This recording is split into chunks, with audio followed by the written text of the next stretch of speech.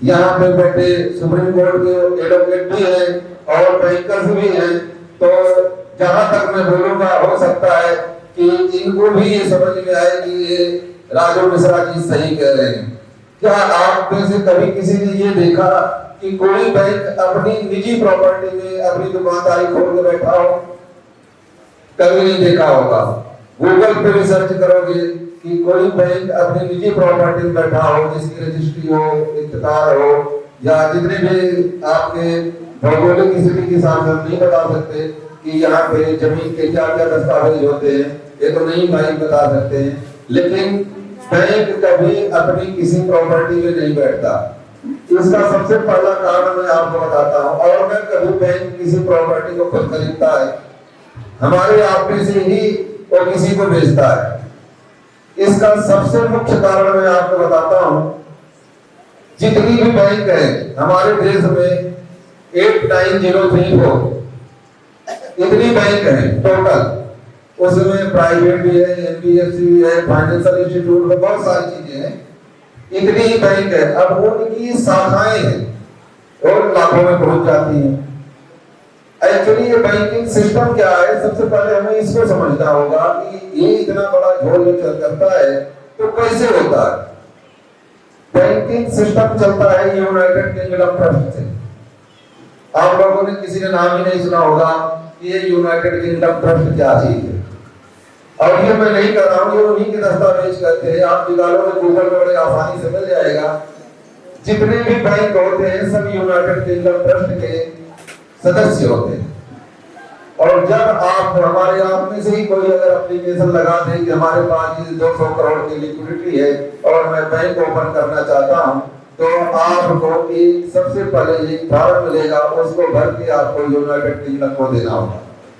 United kingdom trust जब आपको membership दे देगी, उस टाइम पे आपके ऊपर हिंदुस्तान का लॉ काम करना छोड़ देगा। ऐसे ही आप यूनाइटेड किंगडम ट्रस्ट के मेंबर हो जाते हैं, उसका अगला प्रोसेस होता है कि जी हम अपनी कंपनी, ध्यान देने वाली बात है आपको, कंपनी, बैंक नहीं कंपनी, जी हम अपनी बैंक कंपनी का ब्रांच, शाखा इस स्टेट में, इस जिले में, इस जगह पे निर्धारित किया है जहां हम अपना बिजनेस करना चाहते हैं। फिर क्या होता है, और लेटर जारी करेगा भारत सरकार को। भारत सरकार क्या करेगी, राज्य गवर्नमेंट को जारी करेगी। राज्य गवर्नमेंट उसको 1956 कंपनी एक्ट 1956 के तहत एक लेटर जारी करेगी। आप कोई भी जगह सुनियोजित तरीके से पट्टा रेंट पे लेके अपना कारोबार करें। अब आपके एरिया में, आपके समाज में, आपके नजदीक, आपके गांव में, आपके मोहल्ले में, आपके गली में एक बैंक की नई दुकान खुल गई। अब वो दुकान खुल गई तो उसका एक ही टारगेट है, आपकी प्रॉपर्टी को हथियाना, और कुछ नहीं। आप जितना मर्जी आप पैसे ले लो, उसको आप देते रहोगे, लेकिन उनका तब तक नहीं आपको पीछा छोड़ेंगे जब तक आपकी बनियान तक न बिक जाए। ये हालत कर रखी है और हकीकत भी यही आप देखते होंगे। लेकिन मैं आपको एक चीज बता देता हूं कि अगर आप लोगों ने देखा होगा हमारी वीडियो, तो उसमें हमने सबसे पहले ये कहा था बैंक ने हमें डिजिट दिया है और ये डिजिट का खेल करता है। तो डिजिट का खेल यही है। अब ये प्रोसेस कैसा होता है ये भी आप स्मार्ट में समझिए। जैसे ही आप अपने डॉक्यूमेंट ले जाकर के बैंक में देखते हो, डालते हो, तो बैंक आपका वो निकालता है सिविल। सबसे पहले आपका सिविल निकालेगा और कह देगा कि सिविल ओके है, ठीक है, आप लोन हो जाएगा आपका। कितना चाहिए, कितना चाहिए, ठीक है, प्रॉपर्टी, सिक्योरिटी, सबसे पहले वो आपकी सिक्योरिटी के विषय में बात करेगा। और एक जानकारी और बता दूं कि बैंक में 69 तरह के लोन होते हैं टोटल। जो उनके प्रोडक्ट होते हैं सभी बैंकों को अगर मिला दिया जाए तो 69 तरह के लोन होते हैं, दिया जाता है बोरेवर को, कर्जदार को। अब उस 69 में और इतना बढ़िया डिजिट भी है, इसको भी देखिए 69, मतलब दोनों तरफ से आप अगर देखेंगे ना घुमा के उल्टा सीधा, तो फिगर 69 ही निकलेगा। चाहे इधर से देखिए चाहे उधर से देखिए, वो 69 ही मिलेगा। उसमें भी बहुत बड़ा ग्रोथ है। अगर आप उसको भी वो करेंगे तो उसमें बहुत बड़ा झोल है। इस पे फिर कभी बताएंगे, आप कोई वीडियो बना देंगे, आप लोगों को बातें लंबी हो जाएंगी। तो क्या होता है कि आपकी सिविल देखने के बाद जब उन्होंने आपकी प्रॉपर्टी को देख लिया कि आपकी ये प्रॉपर्टी है, इतने की है, तो मैक्सिमम आपको लालच देते देते 75% तक लेके जाते हैं। 75 से 80% तक को आपको आराम से वो कर्ज दे देते हैं। उनको पता होता है कि ये व्यक्ति लोन नहीं भर पाएगा। उसके बाद क्या होता है कि बैंक मैनेजर आपको ये कहेगा कि जी अब आपकी सारी ये लीगल प्रोसेसिंग कर दीजिए, आप इसका लीगल वैल्यूएशन बनाइए और हमारे वकील के पास चले जाइए, पैनल के पास आपको सारे कागज बता देगा, मैं आपका डॉक्यूमेंट चेक करके अप्रूवल डालता हूँ। अब आप बताइए अप्रूवल वो कहाँ डालेगा?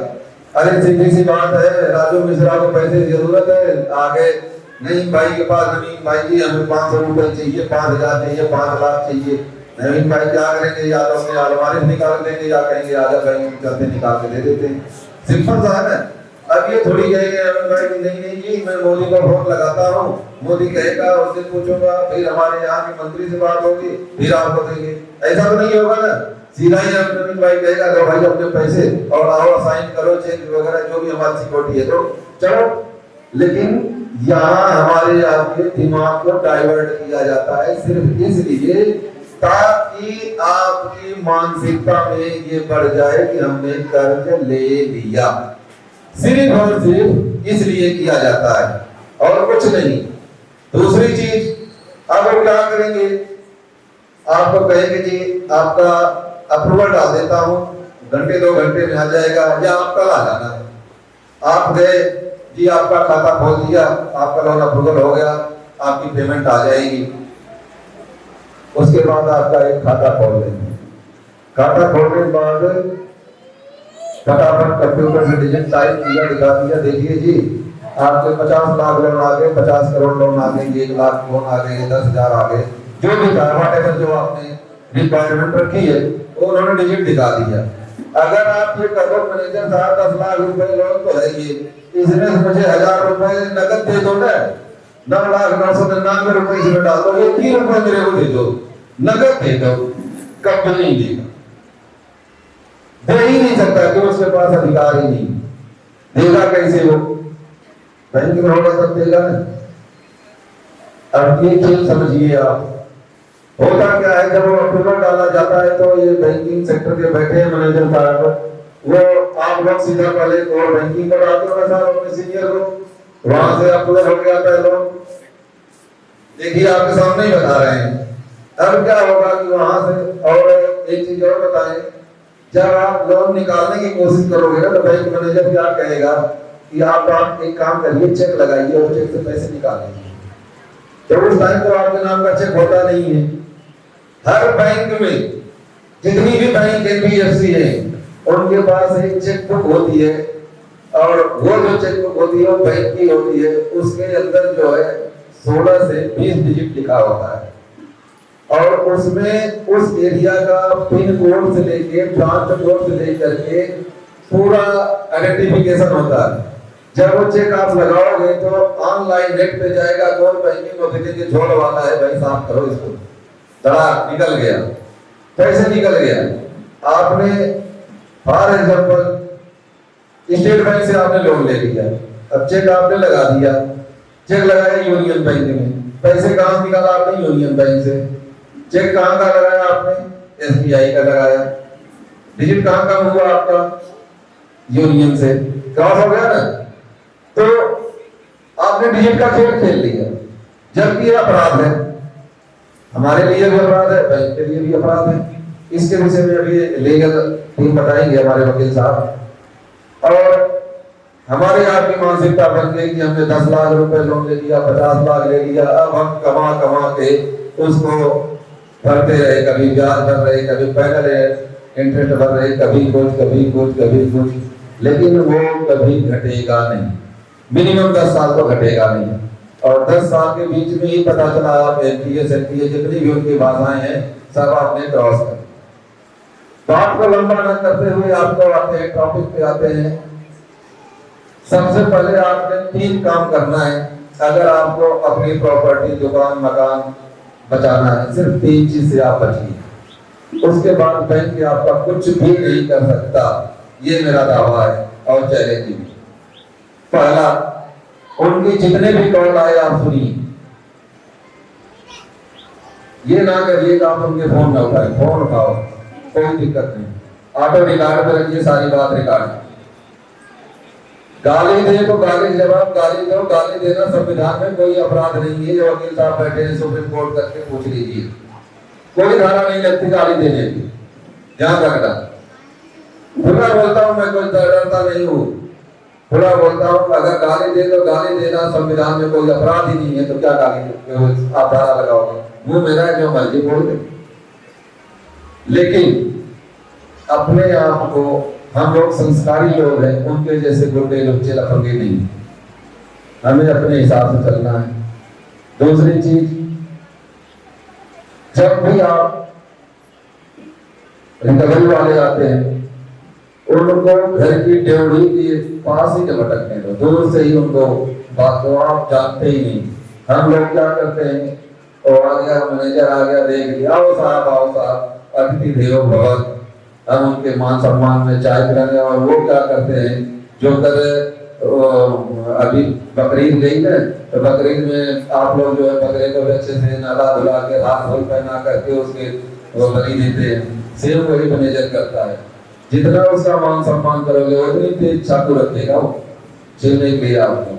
क्यों? वो मीठा मीठा बोलेगा और आपको छीनेगा उसको। और जितने कड़क भाषा में बात करोगे ना, उतना ही आपसे कतराना शुरू कर देगा, नहीं आएगा बात। और जितने आप बैठे हो ना, कोई भी वो मैनेजर नहीं आया होगा जो आपको लोन दिया है और वही मैनेजर आपके पास आ गया हो लोन लेने के लिए वापस, ऐसा नहीं हो सकता। क्योंकि 3 साल में मैनेजर की ट्रांसफर हो जाती है, और आदमी कितना भी मजबूर होगा ना, 2.5-3 साल तो लोन को घिसते पिटते लेके चला ही जाता, उसके बाद ही एनपीए होता है। सही कह रहे हैं ना? तो जब दूसरा आएगा ना, वो आता है बैंक में, तो यहाँ प्रोफेसर साहब बैठे हैं, मैनेजर साहब, मैनेजर जब दूसरा आएगा तो सिर्फ क्या करता, 2-4 दिन अपने स्टाफ से मिलने के बाद कहता है कि स्टाफ से कहेगा, जो राइट ऑफ की फाइल है वो निकालना, जो बैड लोन है वो निकालना, जो एनपीए हो गए वो निकाल। ये 3 फाइल निकलवाएगा वो, और 3 फाइल निकलवा करके फिर विजिट करेगा। डीजल पेट्रोल तो आपका है, सब आपका है, उसका कुछ नहीं आएगा। चौड़ा अगर मैं मैनेजर हूं, जैसे ये कहने कर भैया हम तो जानते ही नहीं, थोड़ा सा उसके साथ अगर आप बात करना शुरू कर दिए ना कड़क लहजे में, दोबारा मर जाएगा ही। और जितना आइए साहब, कहाँ से है, ये है वो है, चाहे पानी करने लग गए ना, बस समझ लो काम आपने अपनी कवर आपने खुद बना दी। दूसरा तो आप इससे बचिए।